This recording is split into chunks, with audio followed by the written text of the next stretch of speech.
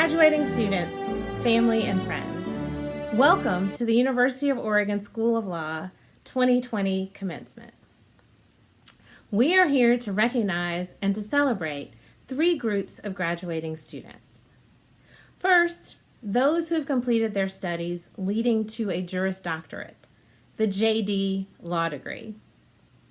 Second, those who are receiving 2 degrees, the JD and a master's degree in Business Administration, Community and Regional Planning, or Conflict and Dispute Resolution. And finally, those who have completed their studies leading to a Master of Laws, or LLM degree. These are truly great achievements, and I am here to say, congratulations. Getting into law school was both difficult and gratifying, and today you can attest to the fact that getting out has been much the same. Before I launch into more traditional remarks, I want to acknowledge the somewhat unique situation in which we find ourselves today. You lost out on how you thought your final semester of law school would end. Conversations in the Commons, getting your last cup of coffee or slice of pizza at the Law Duck store were missed. Celebrating in person and saying goodbye to all your classmates, faculty and staff, and loved ones has not been possible for you. And this simply is not fair. The full range of disappointment and other emotions cannot be captured. Many of us have gone through and are going through the 5 well-known stages of grief: denial, anger, bargaining, depression, and acceptance. And we have not moved through these stages in a linear fashion. One day we're in acceptance, then we're bargaining, back to depression, and then in acceptance.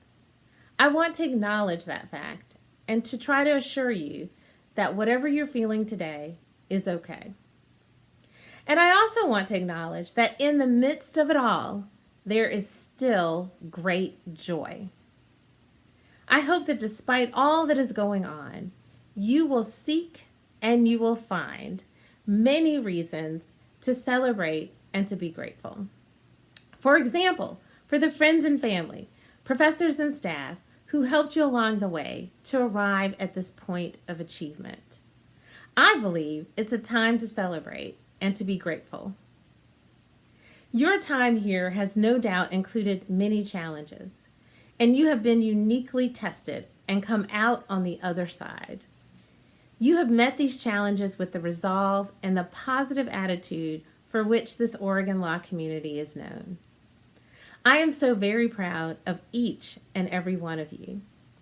This is truly a time to celebrate and to be grateful. Graduates of this great law school have launched their careers in good and bad economic times, in times of war and international turmoil, in public health crises, in times of technological revolution, and in times of great promise. Our graduates have succeeded, no matter how you measure success. We are celebrating today because we need more lawyers and more people with legal training. Our world is increasingly dynamic and complex, and you are prepared to seize the day and greet opportunities to help your clients and change the lives of so very many.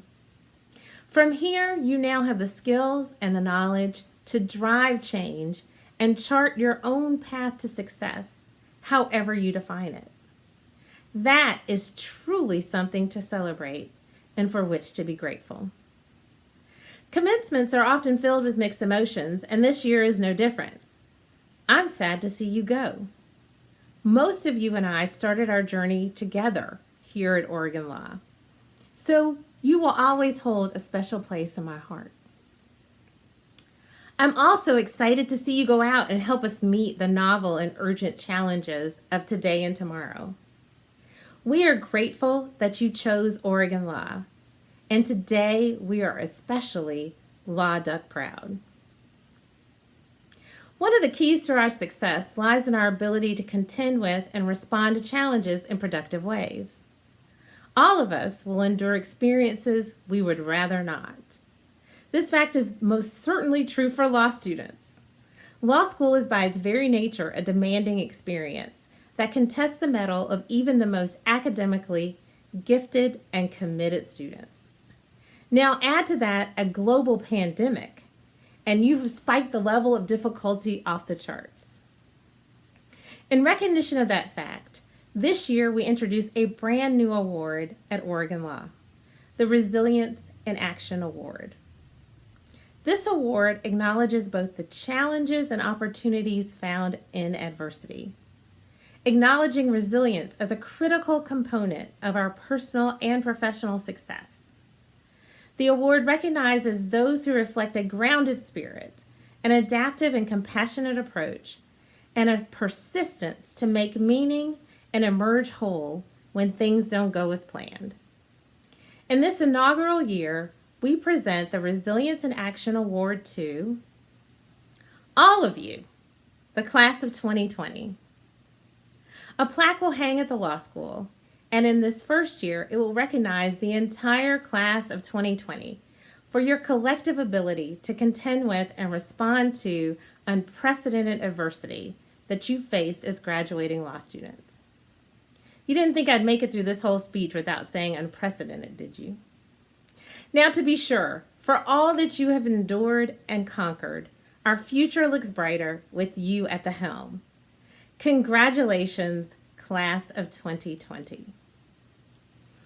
Now, to turn to celebrating some of our other stars in the Oregon law community.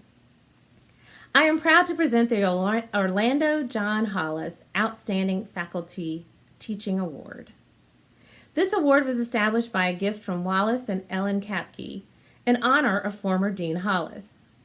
It is awarded annually to the law school's most outstanding teacher for excellence in classroom instruction. This year's Orlando John Hollis Outstanding Faculty Teaching Award goes to Professor Rebecca Hanley. A student who nominated Professor Hanley said, "Throughout the year, Professor Hanley has ensured the success of her students both in and out of the classroom. Her devotion to our well-being was only amplified when we made the transition to remote learning, and through her constant communication and transparency with us, she helped us navigate these uncertain times. Professor Hanley goes above and beyond to help her students however she can." Congratulations, Professor Hanley. I am now honored to announce the winner of the law school's Meritorious Service Award. It is given each year at commencement to a person who has made extraordinary contributions to legal education or to the legal profession. This year, the Meritorious Service Award goes to the Honorable Ann Aiken of the U.S. District Court for the District of Oregon. Many of you know Judge Aiken.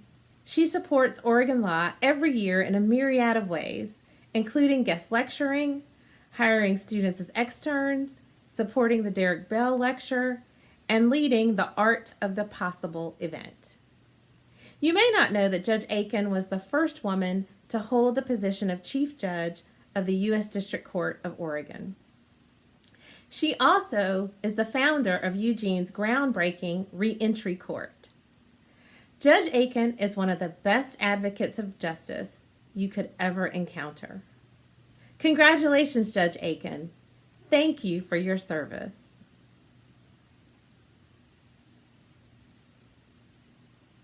Now, I'd like to introduce Camille Creer, the 2019-2020 Student Bar Association President. Camille is a California native and was an active and compelling advocate for her peers during her time at Oregon Law. Camille's future is bright, and I look forward to watching her use the experience she gained at Oregon Law to drive positive change in the world. Thank you, Dean Burke. My name is Camille Creer, and I've had the privilege of serving as the president of the Student Bar Association over this past year. I've actually had the privilege of serving our class over the last 3 years through SBA, which is how I know just how tenacious and resilient our class is.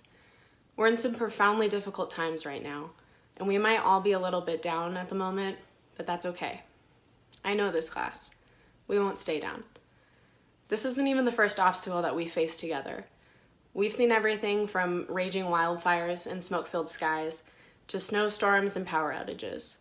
We stood together in the face of intolerant faculty members. We grieved the unexpected loss of a beloved professor, and we went through a roller coaster of emotions when it came to all things related to graduation. We advocated for what we believed was right, and we stepped up when we needed to. We will come out of these hard times with the same grace and perseverance as we always have. Our path through law school might have had some speed bumps along the way, and there were definitely some times when we thought we weren't going to make it. But we did. We did because we stuck together. We did it by celebrating the strengths and accomplishments of each other. Whether it was celebrating your roommate for their LRW score, buying your friend some flowers for landing that dream job, or simply saying, "I see you and I appreciate you." We did it by forming friendships that will last a lifetime. Friends that would take study breaks with you by running through the library in the middle of the night. Friends that willingly got on a raft with you during the raft trip.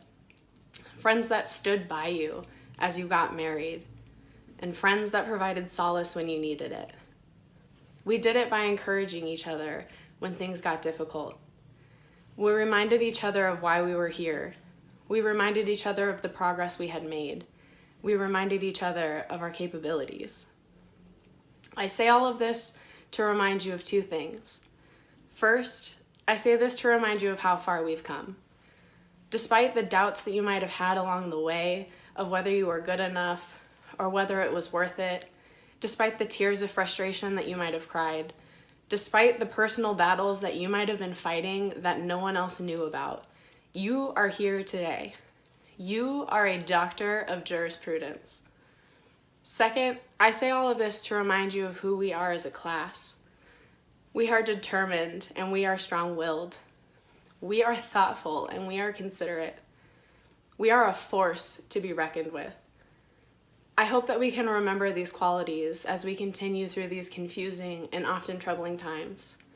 I hope that we can remember all this as we get ready to enter the legal profession and wield a power that many rarely get the privilege to access.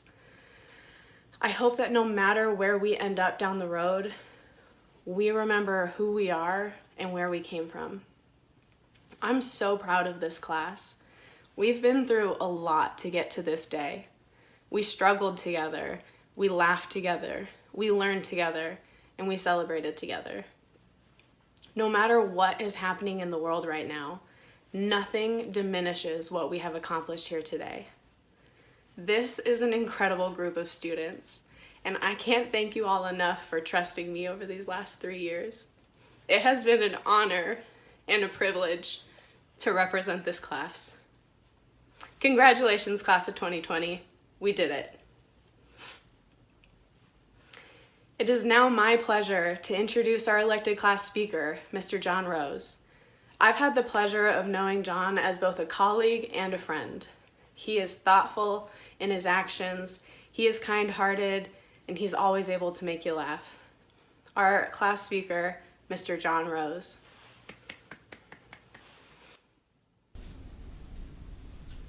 Thank you, President. As mentioned, my name is John Rose, and I'm this year's elected class speaker.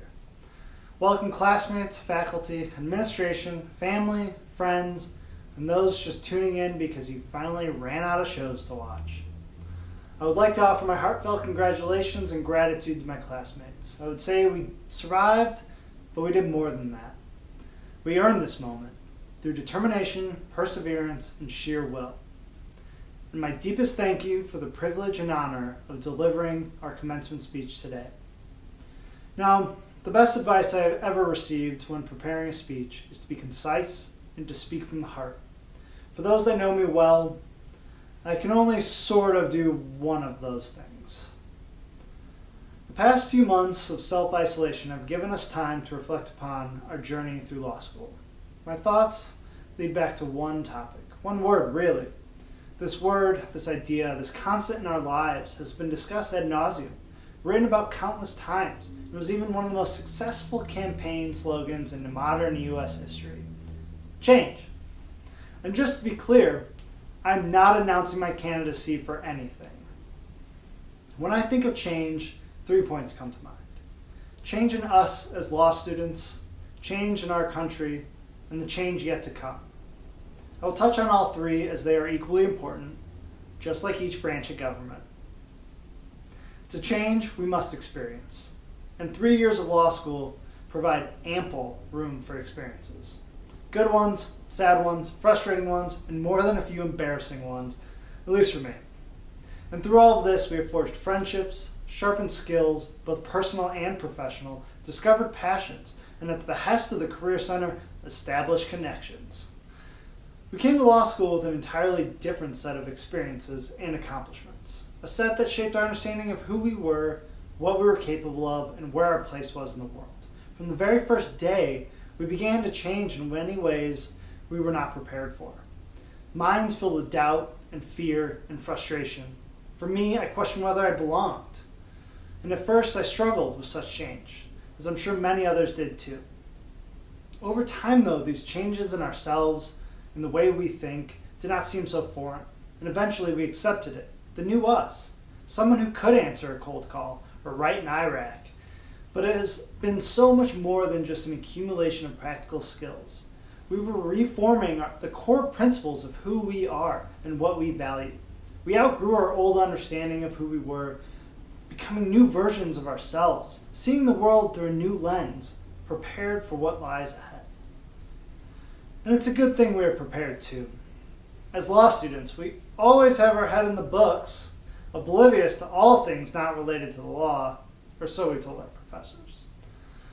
And I hate to be the one to break to my classmates, but as we were changing, our society was too. However, this does not frighten me the way it once would have. We learned in our first year that this country and its rule of law were built upon a few enduring principles: a democratic and participatory federal government composed of co-equal branches, certain unalienable rights protected by the Constitution, and strong state governments, a steadfast, perennial system built for change. We can look to moments in history where this system has been stressed, moments that challenged it to its core. I look at moments like westward expansion, the Civil War, the Great Depression, World War II, and the Civil Rights Movement. With the COVID-19 pandemic, I believe that we are at the beginning of another such transformational moment. Each of these moments caused a great deal of pain and suffering, but they also brought forth positive change in our society and law. But it was not enough to just pass a law or win a judgment to actualize such change.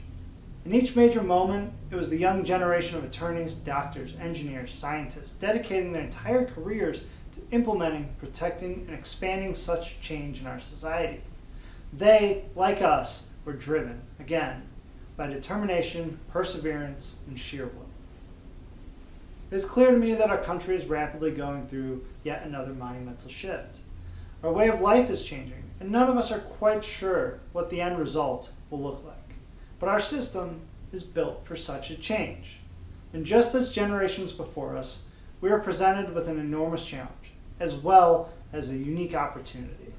In the world of COVID-19, it'll be up to our generation to chart a path forward, to use the legal system to ensure our country's response to this crisis and any others like it in the future will protect the most vulnerable, provide assistance to those in need, and permit Americans to pursue their dreams.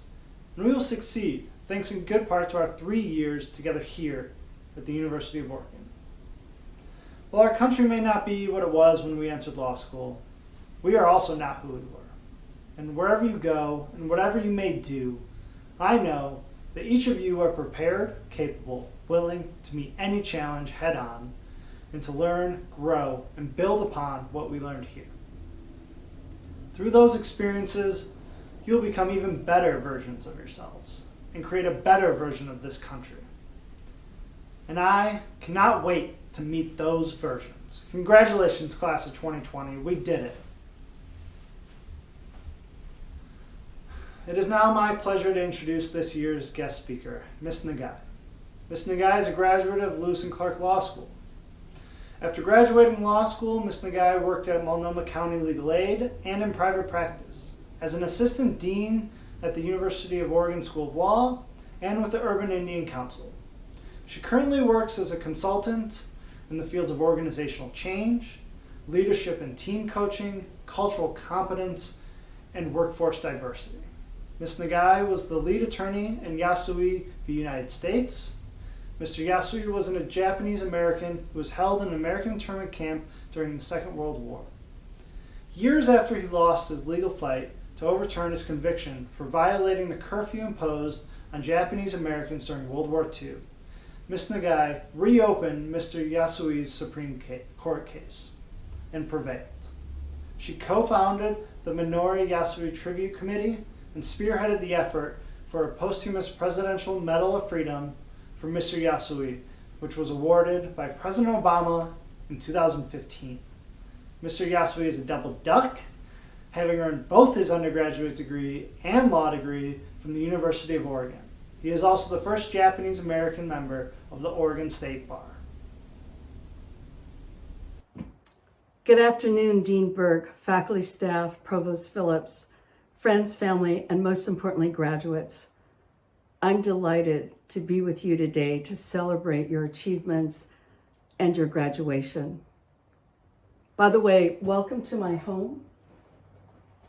And also know that you might hear the rustle of pages that are notes for my speech. A lot to say and not much time, so let me start by saying that early in my career, I realized that the fight for justice had less to do with hope and winning and more to do with the struggle itself, that in that struggle was life-affirming experiences. And besides, where's there hope when history keeps repeating itself? Where's full democracy and equitable systems that work for all the people? These are the questions I've asked myself through the decades, to myself and to other people. And then COVID-19, a worldwide pandemic, hits.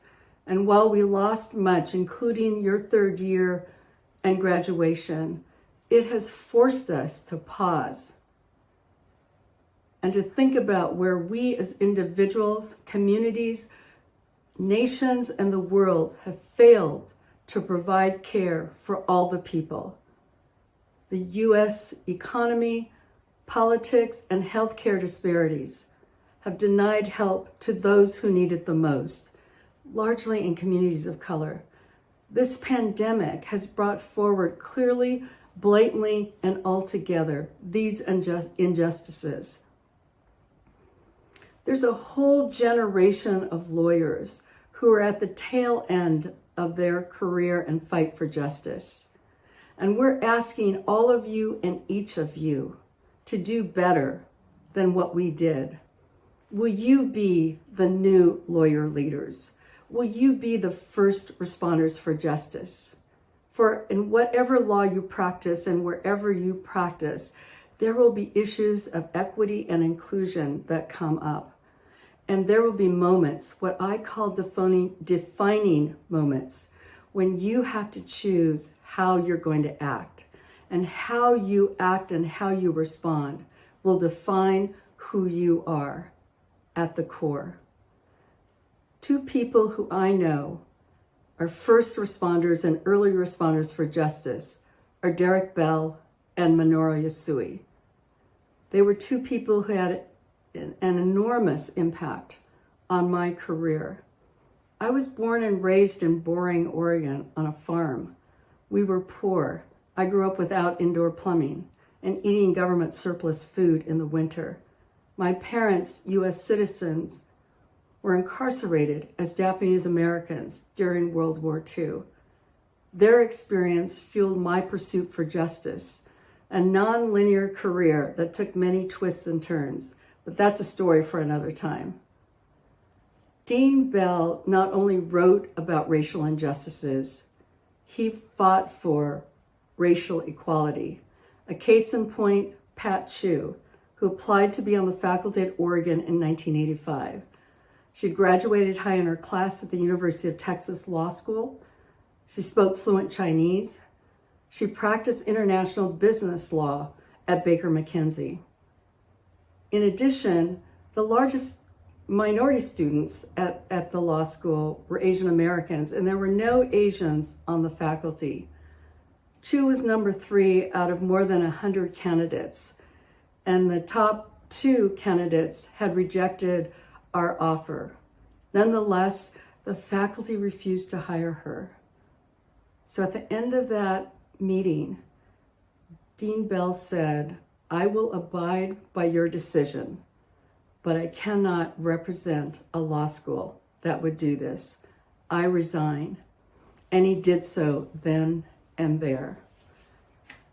It was a devastating loss for me. He'd hired me as his assistant dean. He was my boss and mentor, and I was really upset. He left me a message one day and said, "I know you're sad. I also want you to know that I did this largely for you and others like you."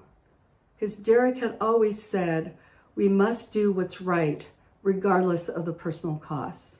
And that's what he did. And sometimes when I don't want to speak out, when I don't want to stand out, I can hear him urging me to act.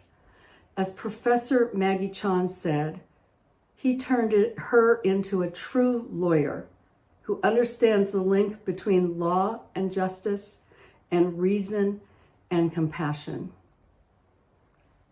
I met Minoru Yasui in 1979 when he keynoted an event in Portland.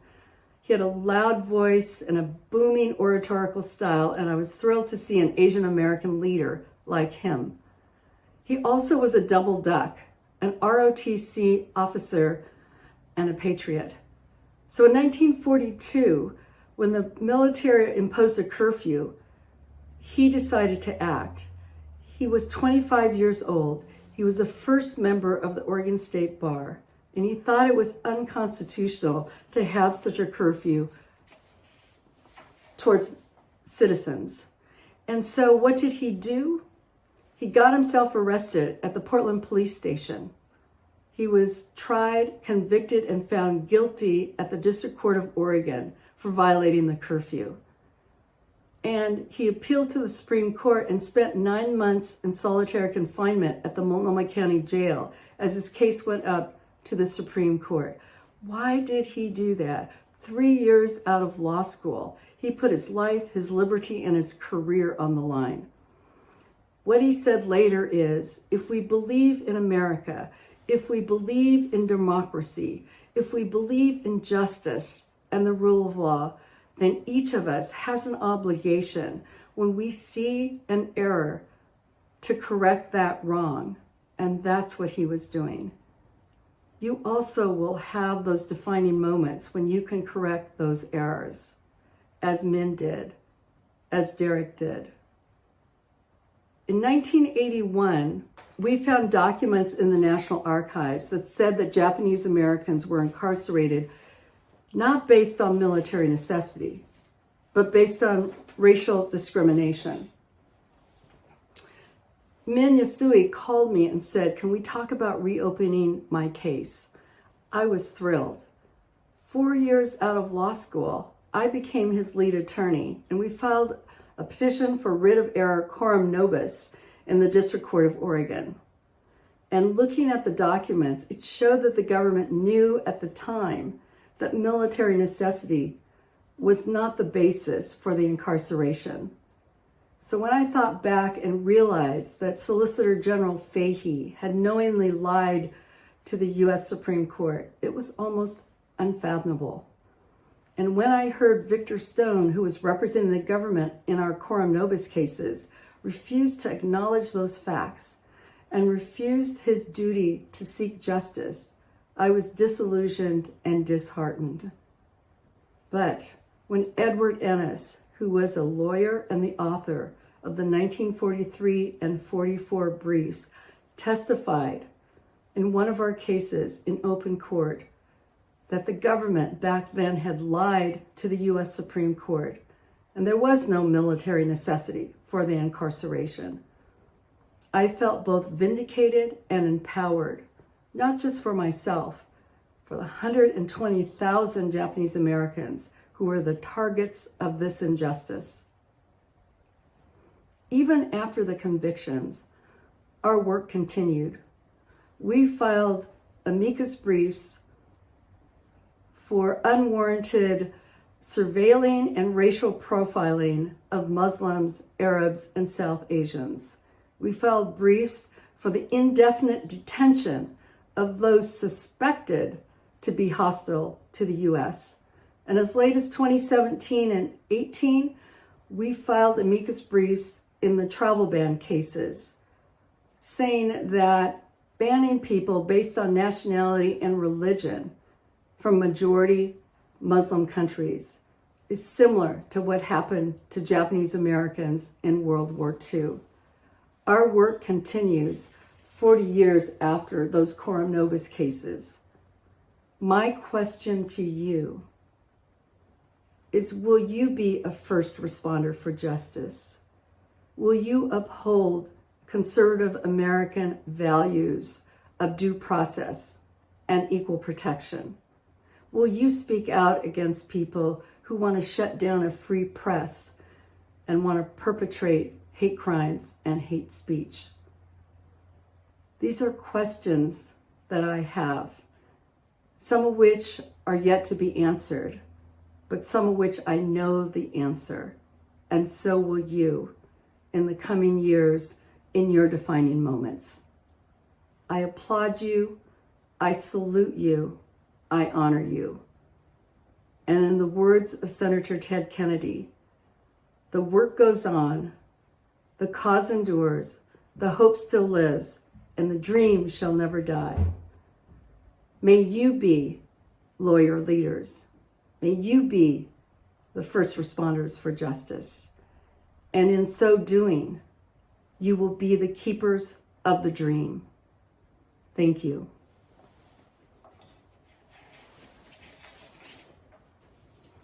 The next speaker is Patrick Phillips, Provost and Senior Vice President of the University of Oregon, who will confer degrees upon you graduates. Provost Phillips is an academic expert in ecology and evolution, the biology of aging, molecular biology, and the genetics of complex traits. He is a professor of biology and a member of the National Institute of Health Center for Excellence in Microbial Biology and Theory Animals for Systems Biology. Whew! He also served as the acting executive director of the Phil and Penny Knight Campus for Accelerating Scientific Impact at the University of Oregon from 2016 to 2018. Please welcome Provost Phillips. Welcome and good afternoon. My name is Patrick Phillips. I'm the Provost and Senior Vice President at the University of Oregon. And it's my great honor to welcome you here today and to celebrate with you the great accomplishments of our JD, LLM, and concurrent degree students. And of course, this is a very important day because it marks a transition in the lives of our students as they move on to their next phase of their careers.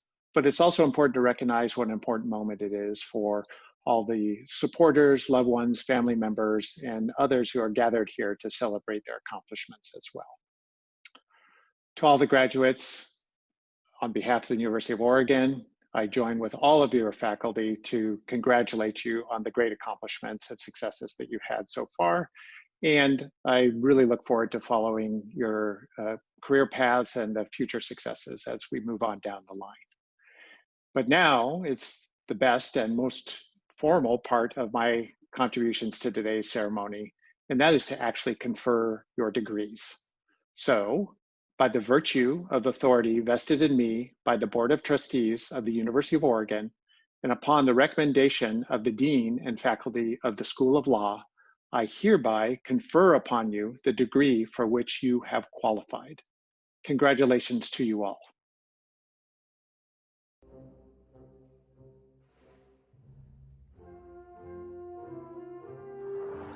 Congratulations, everyone. It's been a lot of fun. I wish you all the best of luck.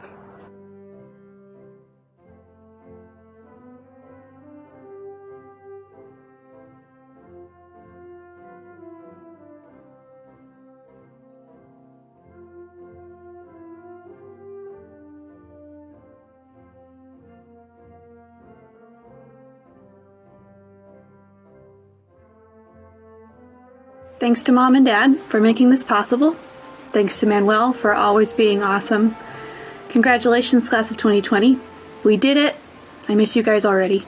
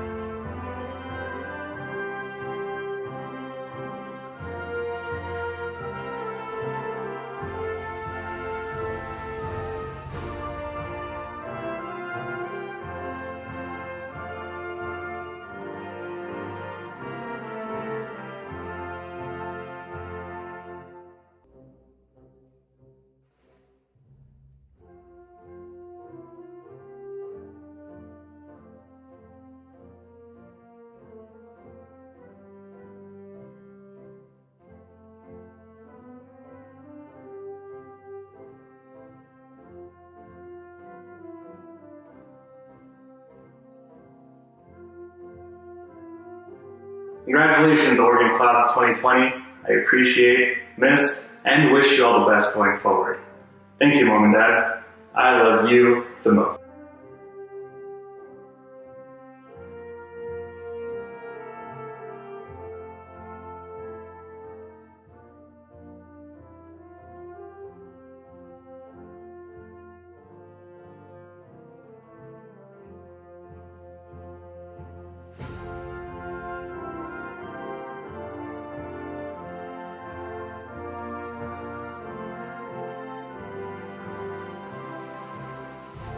Go Ducks! Woohoo!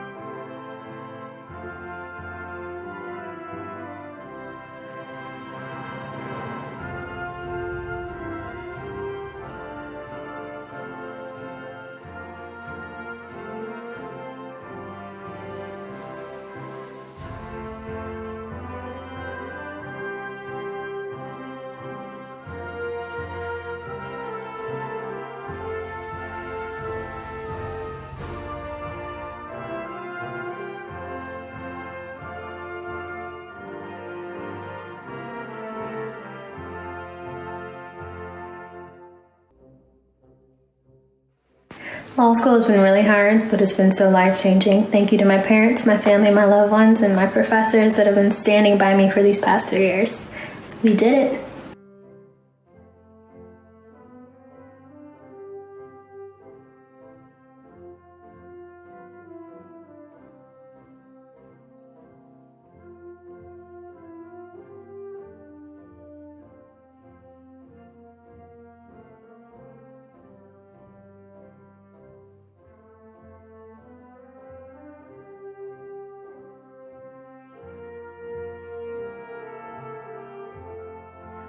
Congratulations, everybody.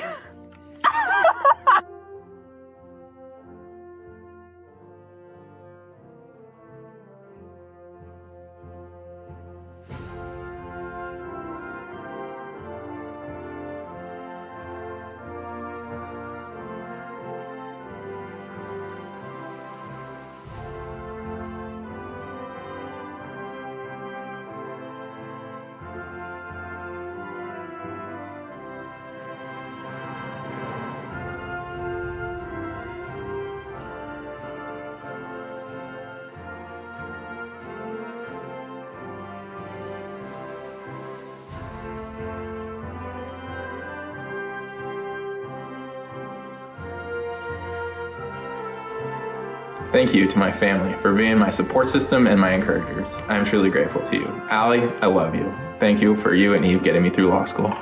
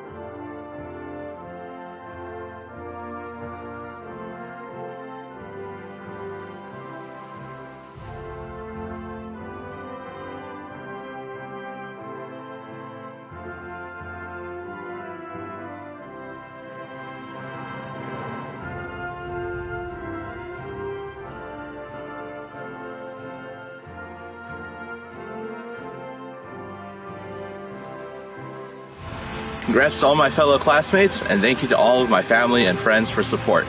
Go Ducks!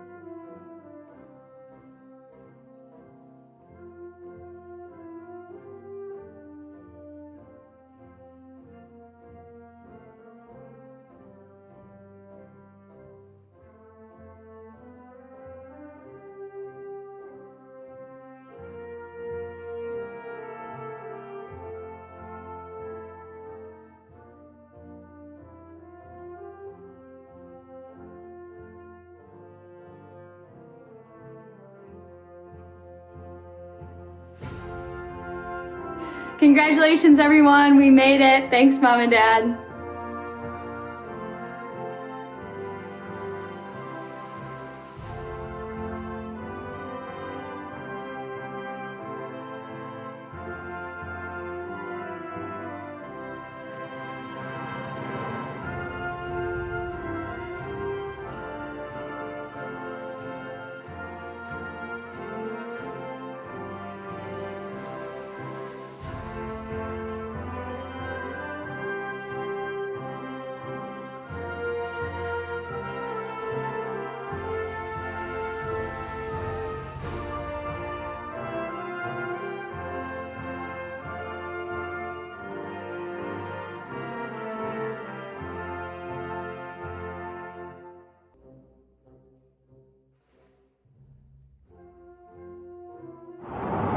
Happy birthday, Mom. This is for you. Love you.